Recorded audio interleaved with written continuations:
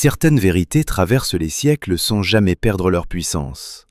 L'homme le plus riche de Babylone en fait partie.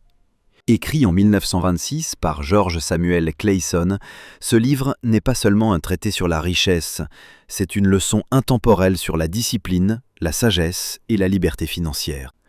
À travers les paraboles de la cité antique de Babylone, il nous enseigne les principes universels de la prospérité, ceux qui permettent à chacun de construire, pas à pas, une vie d'abondance et de sérénité. Chapitre 1. Les racines de Babylone. Babylone fut un miracle humain. Bâtie dans une vallée aride, sans ressources naturelles, elle devint la ville la plus riche du monde antique. Sa richesse ne venait pas du hasard, mais de la sagesse de ses habitants. Là où d'autres voyaient la sécheresse, ils ont creusé des canaux. Là où d'autres se résignaient, ils ont inventé. Classon nous rappelle que la prospérité ne dépend pas des circonstances extérieures, mais de la façon dont on choisit d'y répondre. Et cette sagesse, transmise sur des tablettes d'argile vieilles de 4000 ans, est toujours d'actualité. Chapitre 2. Le secret d'Arcade, l'homme le plus riche de Babylone.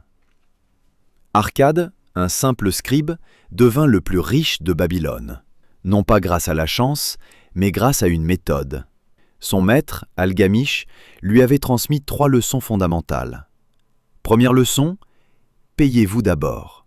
Dès qu'il recevait son salaire, Arcade mettait de côté au moins 10% de tout ce qu'il gagnait avant toute autre dépense. Deuxième leçon, faites fructifier votre argent avec sagesse. L'épargne n'a de sens que si elle travaille pour vous.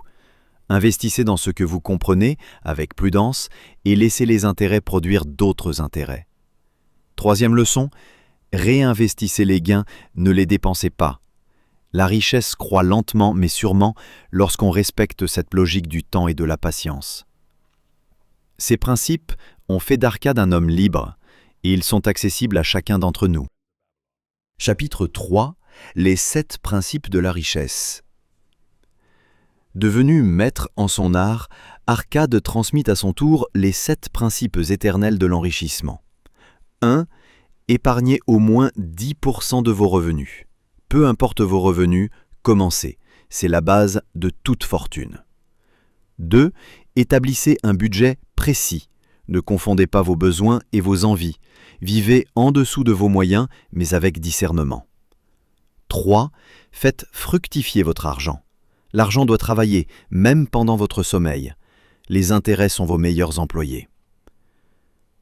4. Protégez votre capital. Investissez avec sagesse, jamais dans un domaine que vous ne maîtrisez pas. La prudence est la mère de la richesse durable. 5. Devenez propriétaire. Posséder son toit, c'est gagner en stabilité et en sécurité. 6. Préparez votre retraite. La liberté financière se construit bien avant la vieillesse. 7. Élevez votre esprit. La connaissance est le moteur de toutes les autres richesses. Continuez d'apprendre, toujours. Chapitre 4. La chance sourit à ceux qui se préparent. Arcade enseigne aussi que la chance n'est pas un hasard. Elle visite ceux qui sont prêts à saisir les opportunités. Il raconte comment il perdit une occasion précieuse, faute de décision rapide. Depuis, il en tire une leçon.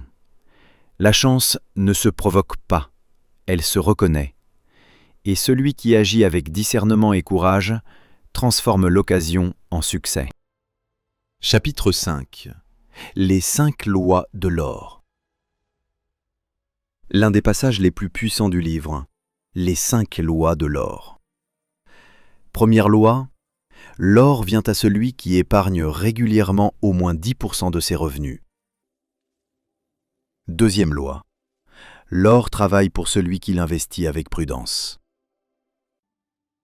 Troisième loi, l'or demeure entre les mains de celui qui l'investit sous de bons conseils. Quatrième loi, l'or s'enfuit de celui qui s'aventure dans des domaines qu'il ne connaît pas. Cinquième loi, l'or se dérobe à celui qui espère des profits irréalistes ou se laisse séduire par la cupidité. 5 lois simples, gravées dans l'argile, mais suffisantes pour construire une liberté financière solide et stable. Chapitre 6. les dettes et la responsabilité. L'auteur nous offre ensuite une leçon morale sur la dette à travers l'histoire de Dabazir, un homme autrefois accablé par les dettes.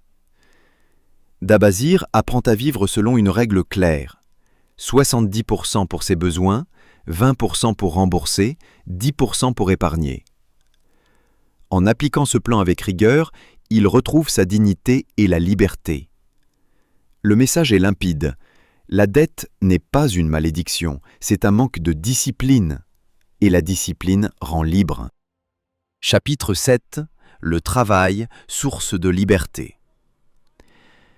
Enfin, Clayson conclut sur une vérité simple et universelle. Le travail rend libre.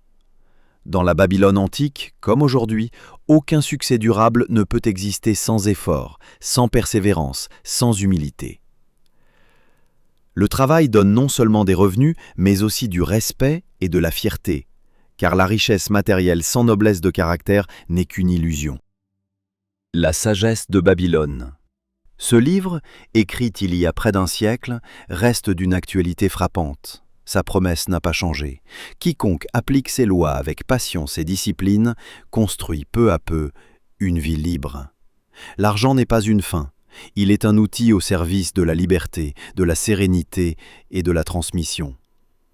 Dans le monde de Babylone, comme dans le nôtre, ce n'est pas la chance qui fait la richesse, mais la sagesse.